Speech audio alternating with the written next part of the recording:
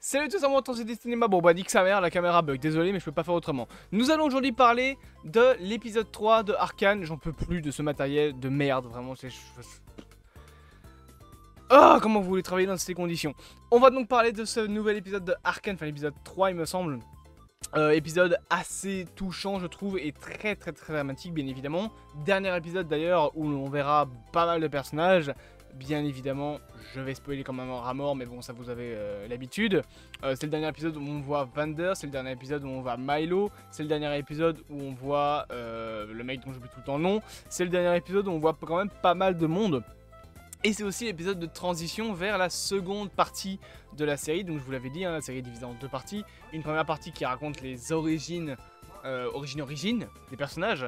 Les origines donc avec Vi et Powder, et on a une seconde partie qui est plus proche de ce qu'on a dans League of Legends avec du coup Vi et Jinx, donc Powder plus grande, et ça se passe mais des années après, et ça raconte du coup la suite de cette origin story avec Jinx et Vi, et notamment du coup après les incidents avec Piltover, etc. Tout ça quand même, on rappelle, à cause d'une idée de Vi de faire une mission tranquille, sans l'aide de Powder, enfin sans l'aide de Vander, pardon, pas de Powder, Vander elle avait rien à voir avec ça, sans l'aide de Vander, qui a causé la merde parce qu'ils se font poursuivre du coup par les pacifieurs. Entre temps t'as Powder qui a eu la merveilleuse idée de ramasser des petits cailloux, et ça allait tellement loin que maintenant on en est à un épisode où tout le monde est mort et il reste plus que Vi qui s'est fait choper par Marcus et Powder qui est allé se réfugier dans les bras de Silco, donc de l'ennemi. Comment vous dire que cette série... Oh, attendez, il manque une image. Hop, voilà. Je règle le souci, il me manque une image. Putain de con. Pardon. Hop, voilà. Comment vous dire, je disais donc, que là actuellement, on est dans un niveau de la série Arcane où c'est la merde. Voilà, il n'y a plus rien, il n'y a plus personne. C'est d'ailleurs pour ça qu'il y a une ellipse après cette partie-là de la série. C'est que tout simplement, là, maintenant, c'est... concrètement terminado.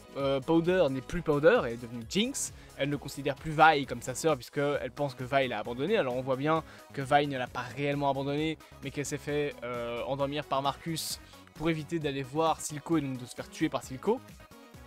Chose qui aurait probablement eu lieu, si ça aurait eu lieu comme ça, Powder serait morte également, je pense. Mais là à la place, Silco va alors décider de prendre Vi sous son aile.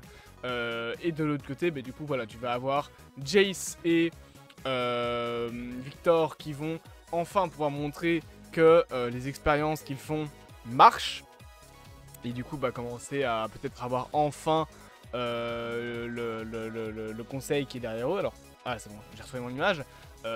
Et notamment avec Heimerdinger qui va les voir tranquillement en train de flotter dans les airs.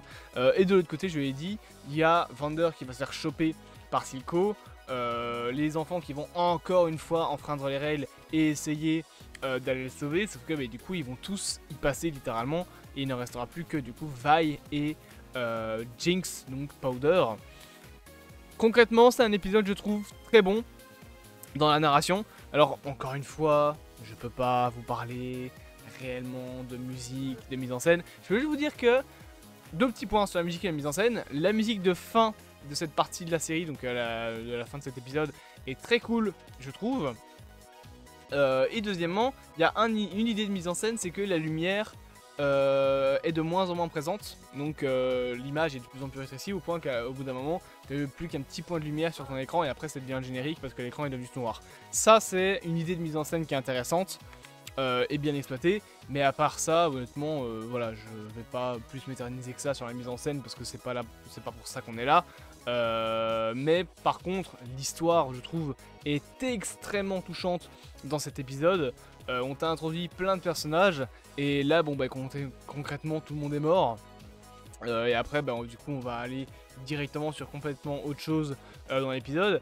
Et un truc que j'aime bien, c'est le contraste entre le fait que dans les bas-fonds de Piltover, donc là où vivent les autres personnes qui ne sont pas donc des personnes aisées, c'est la merde partout, Silco est en train de prendre le pouvoir, Vander est mort, Bref, c'est le bordel.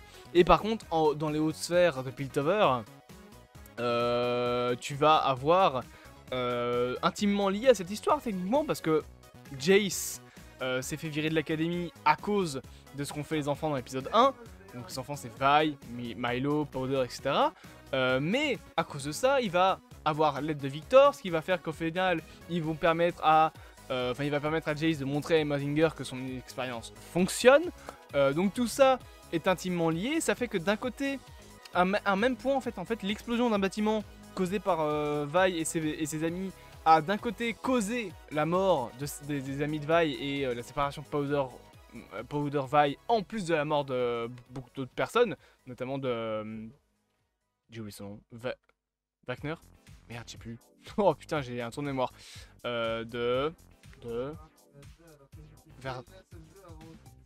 Oh, j'ai un trou de mémoire, c'est pas grave.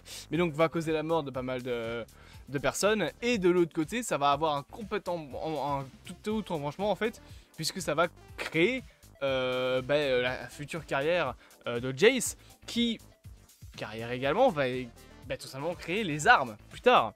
Pas mal d'armes vont être créées grâce à cette technologie, notamment les points de Vi qui sont créés grâce à cette technologie, pas mal d'armes aussi du lore de Arcane, notamment le marteau justement de Jace qui a été créé avec cette technologie là. Donc voilà, un simple petit élément a beaucoup de conséquences qui n'auraient pas pu être, je pense, comment expliquer ça correctement? Ça a causé beaucoup de choses, on va dire effet papillon. Concrètement, effet papillon, voilà. Un petit battement d'aile, explosion d'un bâtiment, a causé la mort de au moins 5 personnes. Et d'un autre côté, ça a causé aussi la création future d'armes qui vont utiliser la technologie de la magie, etc.